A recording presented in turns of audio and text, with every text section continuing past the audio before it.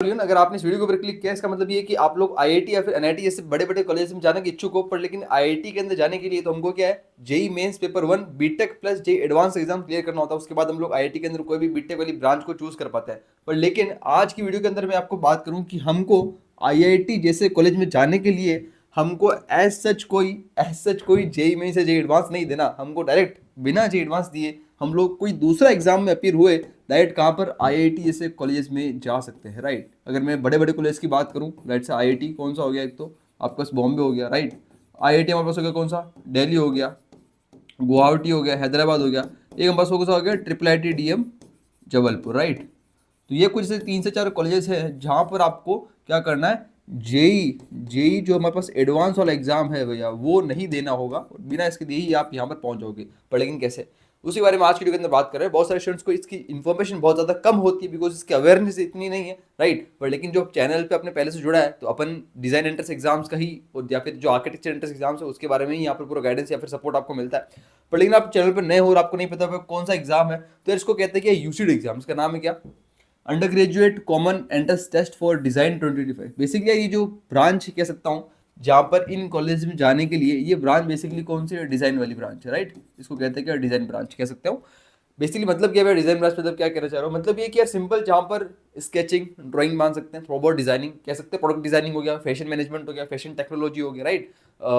Bachelor in design, master in design है ना। इसके अंदर मास्टर्स वाले भी, फैशन टेक्नोलॉजी के अंदर मास्टर्स वाले भी कोर्सेज है। तो ऐसे काफ़ी सारे कोर्सेज रहते हैं जो कि design, product design, fashion technology, fashion management से रिलेटेड रहते हैं, राइट। तो इन कोर्सेज के अंदर क्या है, आपको आईआईटी के अंदर एडमिशन मिलता है। तो इसके लिए एग्जाम होता है कौन सा, इसका नाम है यूसी 2025। वैसे इसके बारे में मैं डिटेल इन्फॉर्मेशन बना चुका हूँ कि कैसे आपका पेपर पैटर्न क्या रहता है, एग्जाम वगैरह कब होने वाला है। वैसे इसमें लिखा भी देखो, एग्जाम जो है यहाँ पर 19 जनवरी को एग्जाम होगा 2025 को, और आपके रजिस्ट्रेशन जो है इसके लिए स्टार्ट हो चुके हैं 1 अक्टूबर से, ठीक है।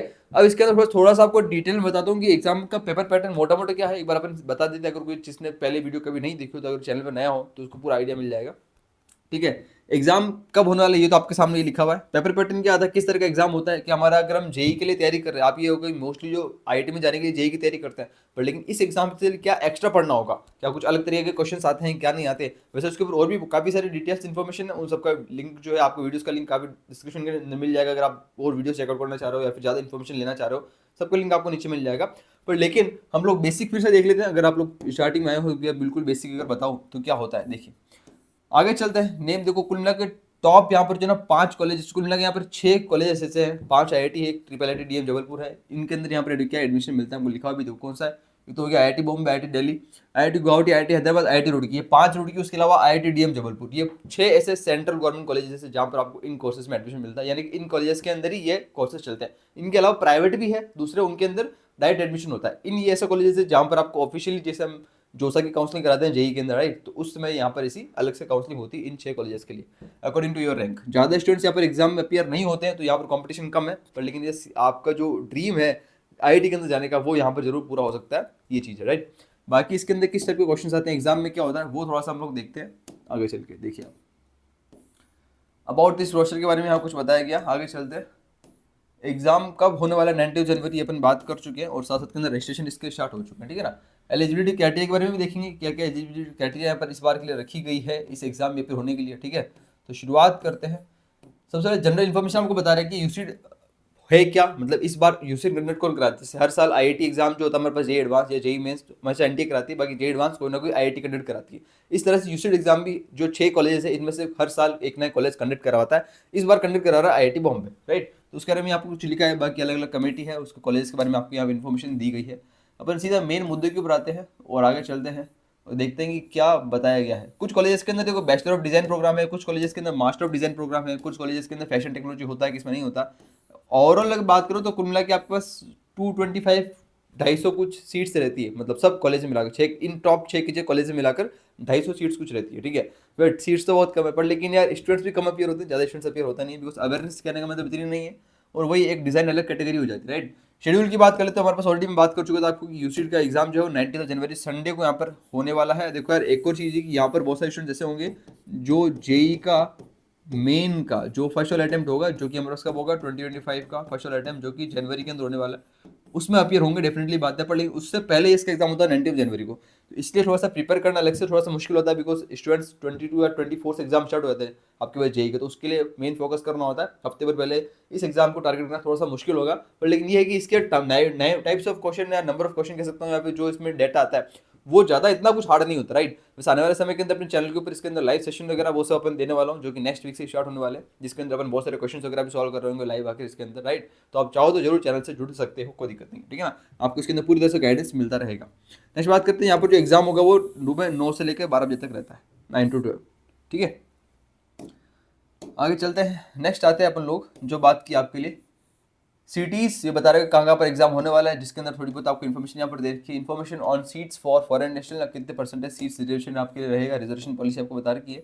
अभी हमको रिजर्वेशन पॉलिसी से ऐसा कुछ काम नहीं है, हम सीधा मेन मुद्दे के ऊपर आते हैं, बात करेंगे एलिजिबिलिटी क्राइटेरिया, ये सबसे इंपॉर्टेंट है। देखिए आप कौन से टाइप के स्टूडेंट्स एलिजिबल है, क्या हम लोग एलिजिबल है, हम लोग नहीं है, क्या हम लोग हमने 2 बार ड्रॉप लिया, हमने 1 बार ड्रॉप लिया, कौन एलिजिबल है। देखो यहाँ पर यार जो 3 कुछ एलिजिबिलिटी क्राइटेरिया आपको देखे, इन तीनों को आपको साइमल्टेनियसली फॉलो करना होगा, मतलब साइमल्टेनियसली इन तीनों एलिजिबिलिटी क्राइटेरिया आपको फुलफिल करना होगा साइमल्टेनियसली, मतलब तीनों को एक साथ फुलफिल करना है। फिर पहला क्या लिखा हुआ, जो देखो सबसे पहले लिखा आपके साथ वो लिखा हुआ है कि candidate should have bond after 1 October 2000, आपको बॉन्ड 1 October 2000 के बाद का होना चाहिए, राइट। किस कैटेगरी के लिए, अगर आप ओपन ईडब्ल्यूएस ओबीसी एनसीएल से हो तो, ठीक है, सबसे पहली चीज। Number second, born after 1 October 1995, कब, अगर आप SC ST PWD, मतलब SC ST और PWD जो पर्सन में डिसेबिलिटी है, इन कैंडिडेट्स के लिए आपको 5 साल की छूट मिल जाती है, तो आपको 1995 के 1 October के बाद के जन्म है। बाकी OBC NCL, SC ST OBC NCL और जनरल के लिए, ईडब्ल्यूएस के लिए 1 October 2000, right. Number second criteria क्या है, नंबर ऑफ अटेम्प्ट्स, आप कितने अटेम्प्ट्स दे सकते हो। देखो candidates can attempt UCD examination maximum of 2 times, 2 time मतलब 2 बार ही दे सकते हो, जस्ट लाइक जेई एडवांस, मतलब ये कह सकता हूँ कि यार ये एडवांस, ये एग्जाम जो है ना वो लेवल कह सकता हूँ कि एक टाइप का वही है, क्योंकि जेई एडवांस आप 2 एग्जाम दे सकते हो, वो भी कंसेक्यूटिव ईयर्स के अंदर, सेम है 2 times consecutive years, 2 times consecutive years, right. उसके बाद आपको मौका नहीं मिलता, और सेम क्लियर करने के बाद आप जहाँ पहुंचते हो तो इसको भी क्लियर करने के बाद आपको इसके अंदर कोई साथ में अलग से एग्जाम नहीं देना होता, सेम एक एग्जाम देना होता है। इसका कोई मेन से एडवांस जैसे 2 पेपर नहीं होते, एक पेपर होगा ओनली 3 घंटे का, इसको क्लियर किया डायरेक्ट आईआईटी के अंदर एडमिशन, ठीक है। नेक्स्ट बात करते हैं, and then in 2 consecutive years लिखा हुआ आपको, not that seat UCEED is valid for on 1 year only for admission to the same corresponding academic year, same JEE की जैसे बात, जेई वाला भी जो करस्पॉन्डिंग ईयर जिस एग्जाम दे रहे हो आप उस साल ही एप्लीकेबल होता है, सेम इसका भी जिस साल आप एग्जाम दोगे उस साल ही एप्लीकेबल रहता है। क्राइटेरिया थी देखो, क्वालिफाइंग एग्जामिनेशन में बस क्या बोला, candidate should have appeared for the class 12th equivalent examination for the first time in either 2024 और अपीयर 2025। देखो या तो आप 2024 के अंदर अपनी क्लास 12th क्लियर कर ली है, या फिर अगर आप अभी क्लास 12 के अंदर हो, मतलब 2025 के अंदर आने वाले समय में क्लास 12 का एग्जाम दोगे, अपना बोर्ड का एग्जाम, ये 2 तरह के स्टूडेंट्स एलिजिबल होते हैं। सबसे पहले मैं रिपीट करता हूँ, अभी 2024 जो गया है, मतलब जो साल जा रहा है, इसके अंदर 12th पास कर ली है, मतलब आपका रिजल्ट आ गया है, ठीक है, तो आप एलिजिबल हो। या फिर अगर आप 2025 के अंदर 12th बोर्ड का एग्जाम देने वाले हो, मतलब अभी 12th में आए हो, तो भी आप एलिजिबल हो। तो 2 तरह के स्टूडेंट्स एलिजिबल है, और साथ साथ में आप 2 कंसेक्यूटिव ईयर्स के अंदर एग्जाम दे सकते हो, ठीक है ना, बीच में गैप नहीं आना चाहिए, okay. Students from all stream, सबसे इंपॉर्टेंट चीज, यहाँ पर कोई स्ट्रीम का फर्क नहीं होता, जेई के अंदर भी फर्क है ना, ओनली क्या है, ओनली हमको पीसीएमयू एप्लीकेबल होता है, किसके लिए, जेई वाले स्टूडेंट्स के लिए, पर यहाँ पर की बात करते हैं ना भैया, तो यहाँ पर क्या है, ऑल स्ट्रीम्स, साइंस हो, commerce, arts, humanities are eligible, right. हो सकता है मैं भी इस वाली वीडियो को फिर ओनली साइंस में वाले देख लो, बिकॉज आप थंबनेल या आपने टाइटल में देख लो होगा जेई लिखा हुआ, एडवांस लिखा हुआ, पर लेकिन यहाँ अगर आप किसी भी स्टूडेंट के साथ इस वीडियो को शेयर कर सकते हो, किसी भी स्ट्रीम वाले स्टूडेंट्स के साथ, ताकि उनका भी भला हो जाएगा, ठीक है, कोई फर्क नहीं पड़ता, arts, humanities, science, maths, commerce, biology, कुछ भी हो, ठीक है। Those who appeared for the first time in the qualifying examination class 12 2023 और earlier not eligible, काफी सारे स्टूडेंट्स हो सकता है पूछे और ये डाउट हो कि हमने भी ऑलरेडी ड्रॉप ले लिया था 1 साल, ठीक है ना, हम लोग तो पिछले साल लास्ट ईयर पास कर चुके थे 2023 के अंदर क्लास 12, तो क्या हम एलिजिबल है, तो यार आप एलिजिबल नहीं हो, 2024 वाले पास्ट और अपीयर वाले 2025 ही एलिजिबल है, ठीक है ना, ये चीज़ यहाँ पर क्लियरली मेंशन कर दी गई है, ओके। आगे बढ़ते हैं, मेन तो यहाँ पर ही था जो कि आपको मेन चीज बतानी थी। उसके अलावा अगर आप देखा जाए तो क्वालिफाई एग्जामिनेशन के अंदर आपके पास बहुत सारे एग्जाम्स यहाँ पर रजिस्ट्रेशन स्टार्ट हो चुके हैं, ये इसकी ऑफिशियल वेबसाइट है, राइट। इसका लिंक भी मैं आपको नीचे डाल दूंगा डिस्क्रिप्शन के अंदर, आप जाके चेकआउट कर सकते हो। रजिस्ट्रेशन डेट 1 October से आप रजिस्ट्रेशन स्टार्ट हो गए थे, लास्ट डेट अप्लाई करने की रेगुलर फी के साथ 31 October है, आई थिंक, सॉरी मैंने स्टार्टिंग में पहले कुछ दिसंबर आपको बोला गया था, 31 October लास्ट डेट अप्लाई करने की, और last date with late fee के साथ वो नवंबर है, 8 November, ठीक है ना, last date regular with late, right. तो ये थोड़ा ध्यान रखेंगे आप, अक्टूबर एंड नवंबर याद रखेंगे। तो 31 October आने वाले, इसलिए वीडियो बनाना बहुत जरूरी था, तो ध्यान रखेंगे। 31 October के बाद अगर आप देख रहे हो तो प्लीज 8 नवंबर से पहले पहले लेट फी के साथ अप्लाई कर सकते हो इस वीडियो को, ठीक है ना, मैंने पहले इसको बना दिया 25 के आसपास ही, ओके। आगे बढ़ते हैं, नेक्स्ट बात करते हुए रजिस्ट्रेशन फी फॉर रजिस्ट्रेशन यहाँ पर रखा गया फीमेल कैंडिडेट्स के लिए जो भी हो सबके लिए 2000 है, बाकी SC ST PWD के लिए 2000 रुपीज़ है। ऑल अदर कैंडिडेट्स मतलब जनरल EWS OBC NCL सब लड़के लड़के हैं ना, उन सब के लिए 4000 रुपीज़ है। बाकी PWD के लिए हमारे पास फीमेल कैंडिडेट्स ये सब फॉरेन नेशनल्स के लिए अलग अलग जो रखा गया है। नेक्स्ट हम बात करते हैं जो सबसे इंपॉर्टेंट जो आता है वो इनकी क्या पेपर पैटर्न वगैरह थोड़ा सा बता दो, ये डॉक्यूमेंट्स से क्या क्या आपको अप्लाई होंगे, सेम जो जेई के लिए वही यहाँ पर डॉक्यूमेंट्स रहते हैं, ठीक है ना। यार पेपर पैटर्न आपको बता देता हूँ मैं कि क्या पेपर पैटर्न रहता है, ये सब दिखाओ यूसिड, ये देखो सबसे पहले तो ये भी देख लीजिए आप, एडमिट कार्ड वगैरह 3 जनवरी को एडमिट कार्ड आएगा, 19 का एग्जाम है, 3 को एग्जाम एडमिट कार्ड आएगा, ठीक है। Last rectification discrepancy admit card 9 जनवरी, 19 जनवरी को एग्जाम है, 19 जनवरी डे ऑफ एग्जामिनेशन आपको बताया गया है। नेक्स्ट हम सीधा सीधा पेपर पैटर्न के ऊपर चलते हैं और आपको बताता हूँ मैं पेपर पैटर्न से क्या रिलेटेड। ये देखिए लिखा हुआ क्वेश्चन पेपर, देखिए कुल लग रुपये सिंपल सी बात बता रखी है। 3 घंटे का एग्जाम है नॉर्मल, जेई वाला सेम, जेई वाला सेम, 3 घंटे का एग्जाम, ठीक है ना। टोटल 3 आवर्स ड्यूरेशन एग्जाम है, ठीक है। क्वेश्चन पेपर यहाँ पे इंग्लिश में होता है, जेई वाला सब लैंग्वेजेस में होता है, रीजनल में, ये रीजनल में नहीं होगा, हिंदी में भी नहीं होता, ऑनली इन इंग्लिश लैंग्वेज, ठीक है ना। Question paper will carry total of 300 marks, कुल मिला के 2 पार्ट में डिवाइड है, पार्ट ए पार्ट बी, ठीक है। कुल मिला के 300 मार्क्स है। Question paper will consist of 2 parts, part A part B, compulsory to attempt all the questions both the papers, utmost carries technical paper है, फिर क्वेश्चंस वगैरह वो, ठीक है। यहाँ पे बताया गया डिटेल्स दिया है कि देखिए आप थोड़ा सा नीचे आते हैं और देखते हैं पार्ट नंबर 1 की क्या बोला है। पार्ट नंबर ए जो हमारे पास वो है भैया कितने 200 मार्क्स का है, ठीक है ना। Part number A 200 marks, maximum time 2 hours, 3 घंटे का पेपर था, 2 घंटे पार्ट ए के लिए, 1 घंटा पार्ट बी के लिए, ठीक है। वो आपको डिवाइड किया गया 200 मार्क्स। पार्ट ए के अंदर क्या होगा जो कि कंप्यूटर बेस्ड टेस्ट, सेम जो हमारे पास जे वाला होता है, CBT टेस्ट होता है ना जे वाला, वो आपको दिया गया same. This part consist of 3 section, इसके अंदर भी 3 सेक्शन है, सेक्शन 1, सेक्शन 2, सेक्शन 3। सेक्शन 1 में पास जो NET टाइप के होगी, न्यूमेरिकल आंसर टाइप क्वेश्चन, जिसके अंदर 14 क्वेश्चन यहाँ पर टोटल आपको मिलते हैं, एक क्वेश्चन 4 मार्क्स का, नो नेगेटिव मार्किंग, इस वाले में कोई नेगेटिव मार्किंग नहीं होती पार्ट सेक्शन नंबर 1 के अंदर, ठीक है ना। अभी अपन आगे देखेंगे सिलेबस, कुछ टॉपिक्स वगैरह क्या यहाँ पर रहते हैं, किस टाइप के क्वेश्चन आते हैं, ठीक है ना। मतलब न्यूमेरिकल मतलब नंबर वाले आंसर होंगे, ठीक है। आपको जो भी है वर्चुअल कीबोर्ड से फिल करना है। सेक्शन नंबर 2 देखिए जो MSQ multiple select question, more than 1 correct choice option, 15 question यहाँ पर टोटल में आपको देखने को मिलने वाले हैं। ईच MSQ है 1 और मोर देन 1 करेक्ट चॉइसेस। तो जब भी आप MSQ की बात करते हो तो यहाँ पर क्या आता है पार्शियल मार्किंग, यहाँ पर पार्शियल मार्किंग मिलेगी। वही चीज़ अगर 1 सही किया तो 1, 2 किया तो 2, 3 किया तो 3, अगर सबके सब सही हुए जितने भी ऑप्शन है तो आपको +4 नंबर मिल जाते हैं, ठीक है ना। ओके, तो ये चीज़ आपको यहाँ पर बताई गई है, तो इस टाइप से आपको दिया गया। अगर इन केस यहाँ पर नेगेटिव मार्किंग होती है -1 की, मतलब अगर आपने सही के साथ गलत लगाए थे तो -1 और अगर गलत लगाए थे तो -1, मतलब सही लगाया तो पार्शियल मार्किंग, अदरवाइज सब केसेस के अंदर -1 आपको मिलेगा, ठीक है। और छोड़ दिया तो वह कुछ नहीं मिलेगा, ये तो आपको बताइए। आगे बढ़ते हैं, इसके अंदर कुछ और चीज़ बताई गई है, वैसे लिखा हुआ देखो नेगेटिव मार्किंग में -1 इन ऑल ऑफ दिस। इसका सेक्शन नंबर 3 देख लीजिए। सेक्शन नंबर 3 के अंदर हमारे पास होगा क्या MCQ multiple choice question, NET भी आ गया, MSQ भी आ गया, मल्टीपल सेलेक्ट एंड MCQ भी आ गया, multiple choice question, more than only 1 choice है। 28 क्वेश्चन आपको देखने को मिलेंगे, एक क्वेश्चन 3 मार्क्स का। यहाँ पर बहुत अच्छी बात क्या हो रही है, यहाँ पर क्या है भैया, यहाँ पर क्या है no negative, sorry 0.7 negative marking, sorry 0.71, ठीक है ना। 0.71 से यहाँ पर नेगेटिव मार्किंग यहाँ पर रहेगी, ठीक है ना। तो यहाँ पर नेगेटिव मार्किंग नहीं है ऐसा नहीं बोल सकते, यहाँ पर नेगेटिव मार्किंग रहेगी, हर एक पार्ट में अलग अलग टाइप की नेगेटिव मार्किंग रखी गई है, ठीक है। क्लियर है, 0.71 नेगेटिव मार्किंग, मतलब पार्ट 1 वाले के अंदर नो नेगेटिव मार्किंग थी, स्टार्टिंग वाले में आई थिंक ऊपर वाले में नेगेटिव मार्किंग नहीं थी, ठीक है।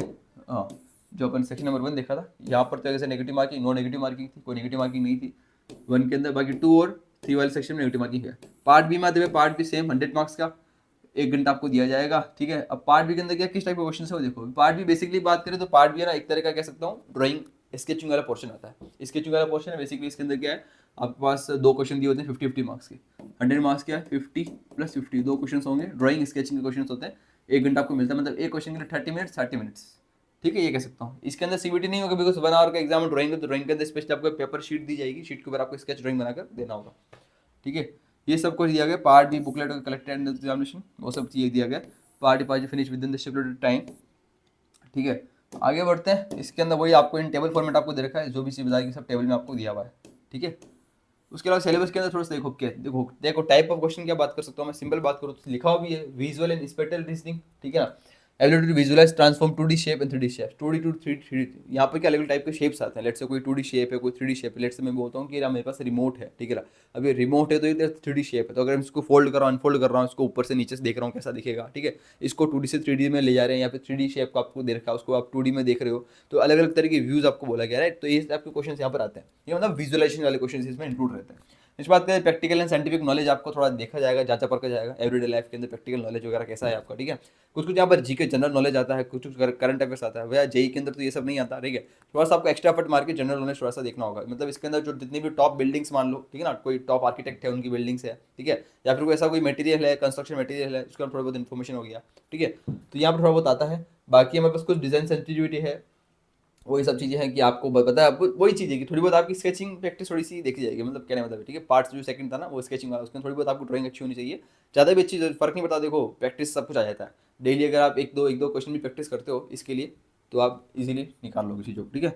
बाकी इन्वायरमेंटल सोसाइटी से रिलेटेड यहाँ पर क्वेश्चन हो गए, देखो जनरल अवेयरनेस यहाँ पर आ गया, ठीक है। एनालिटिकल लॉजिकल रीजनिंग वाले क्वेश्चन यहाँ पर होते हैं, ठीक है ना, simple quantitative aptitude qualitative aptitude वाले क्वेश्चन होते हैं, ठीक है। लैंग्वेज वाले क्वेश्चन होते हैं यहाँ पर, रीडिंग कंप्रेशन वाले क्वेश्चन यहाँ पर है, इंग्लिश कंप्रेशन वाले क्वेश्चन भी होते हैं, इंग्लिश का एक पैसेज आता है उसको आपको पढ़कर जो क्वेश्चन होते हैं आपको आंसर देना होता है, जैसे बोर्ड एग्जाम में आता है उस टाइप से इंग्लिश वाले क्वेश्चन, ठीक है।